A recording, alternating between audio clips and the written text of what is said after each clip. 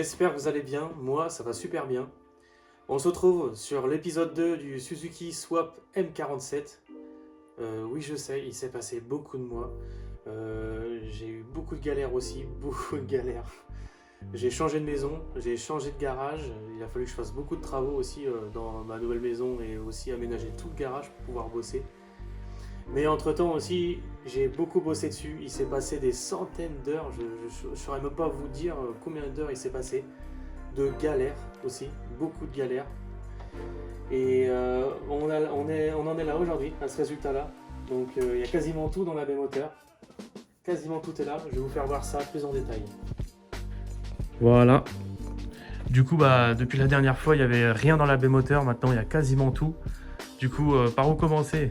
Alors, j'ai fait un bac pour protéger la batterie avec des protections thermiques parce que le turbo, je l'ai mis en top monte comme j'avais dit l'autre fois. Du coup, le turbo, le collecteur a été inversé avec une autre brique que j'ai ressoudée vers le haut dans l'autre sens. Et du coup, c'est carrément plus joli pour l'esthétique. Puis de toute façon, il n'y avait pas le choix, il n'y avait pas de place sur les côtés. Du coup, turbo collecteur inversé, turbo en top monte, 22,65 avec roue MFS ultra léger. Après, grosse admission en 100 mm. Raccord sur mesure. Chaussettes de turbo pour protéger parce que je veux vraiment que tout frôle le corps chaud du turbo. Donc, du coup, ça me rassurait pas trop. Dome pipe fait maison par moi-même, 76 mm, du coup jusqu'en bas. Hop, on arrive ici avec un V-band. Voilà. Là, on a la surale qui passe dans l'aile. Donc là, c'est pas encore fini, il faut que je fignole un peu, mais c'est déjà pas mal l'ajustement. Donc gros échangeur universel, je pourrais pas vous dire le format, mais c'est beaucoup plus gros. C'est plus gros que l'échangeur d'origine du 330D déjà. Et de toute façon, il n'y a pas le choix. Il faut, pour avoir les watts et la fiabilité, il faut un échangeur comme ça. Hop, du coup, on repasse là. On retombe dans l'aile. Bon, là, il manque juste un raccord. Parce que sur ce raccord, je vais mettre le support de la température d'air d'admission. Et je vais mettre un raccord pour mettre un manomètre turbo. Là, on a déjà la suppression de GR. Bon, c'est pas fixé, hein, c'est vraiment ajusté comme ça. Juste rapproché pour pouvoir créer la surale. On a une plaque de suppression de déshuileur. Donc ça, c'est contactez-moi si vous êtes intéressé. C'est un mec qui fait ça sur Instagram.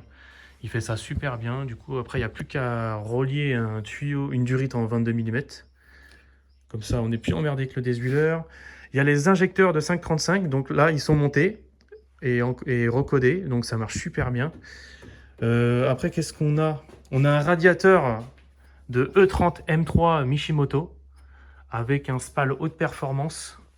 Donc le radiateur est petit, mais le spal est tellement puissant que ça suffira pour refroidir le moteur.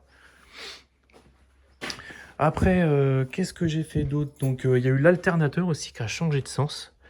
Donc l'alternateur en fait est à droite sur ces moteurs-là et j'avais vraiment pas la place, c'était impossible de le mettre. Ça gênait partout, ça touchait sur le châssis, avec la barre de direction, c'était impossible.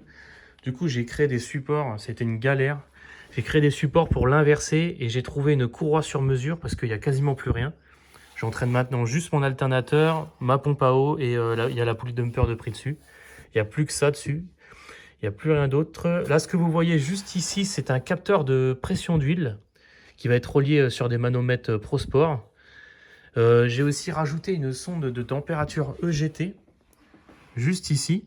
En fait, là, c'est là qu'il y a la vanne EGR. J'ai mis une plaque et j'ai fait un filetage pour justement pouvoir visser la sonde. Donc voilà, c'est tout B-moteur. Hein. Je pense que je vous ai tout dit. Donc là, il y a eu la suppression aussi de la direction assistée. Et du coup, il n'y aura pas de direction assistée. Donc il est supprimé aussi sur le moteur.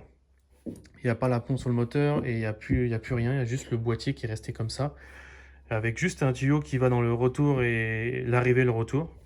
Et du coup, ça fonctionnera comme ça. De toute façon, c'est un véhicule tellement léger que la direction est vraiment très souple. Franchement, je force même pas. Donc ça ira nickel pour ça. À l'intérieur, alors je vais vous faire voir ça. À l'intérieur, pour l'instant, c'est encore le bordel. Mais ça a avancé un petit peu.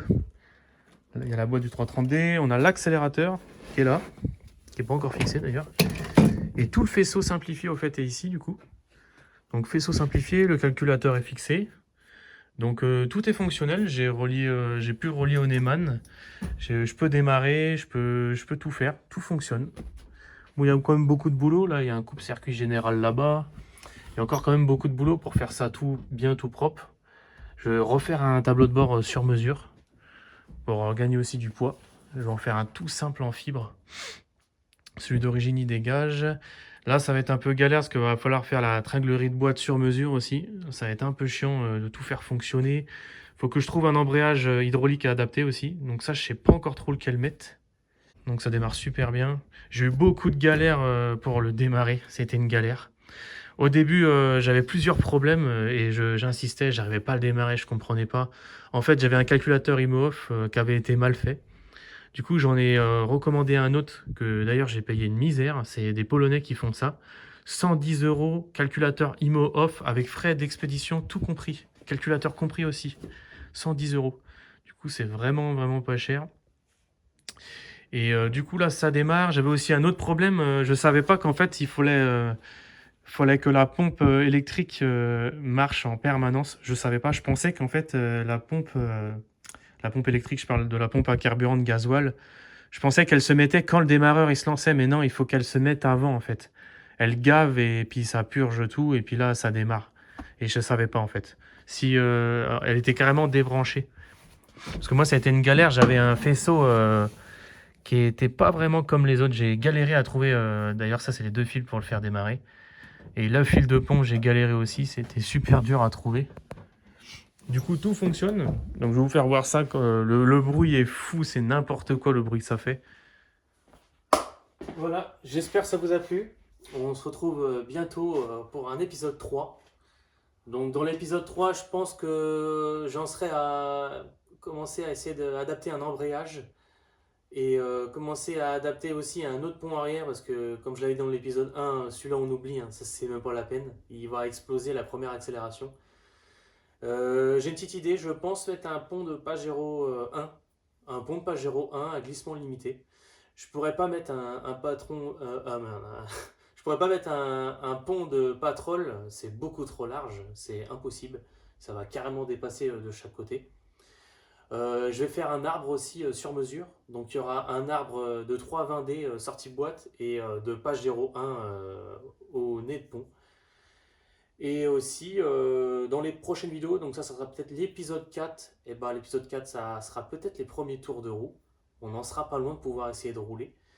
Et il y aura aussi une cartographie que je ferai. Là pour l'instant, j'ai pas fait de carto, il est toujours d'origine. Je vais peut-être faire une carto suppression EGR pour pouvoir faire les essais routiers pour pas qu'ils se mettent en dégradé. Et après, on commencera à monter un petit peu en puissance, voir qu'est-ce que ça donne. On pourra peut-être pas non plus aller aux 300 chevaux parce qu'il y en a qui connaissent le M47, le vilebrequin est fragile. Il explose à 550 newtons, même un peu avant même.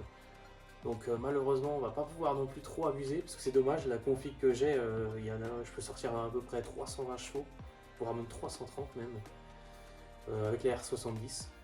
Après pour plus il faut une R90, une pompe R90 de 535. Mais ça va être déjà sympathique parce que ça fait 950 kg, ça va tirer court, du coup ça va vraiment bien marcher. Voilà, j'espère que ça vous a plu et on se retrouve très bientôt pour l'épisode 3. Salut tout le monde!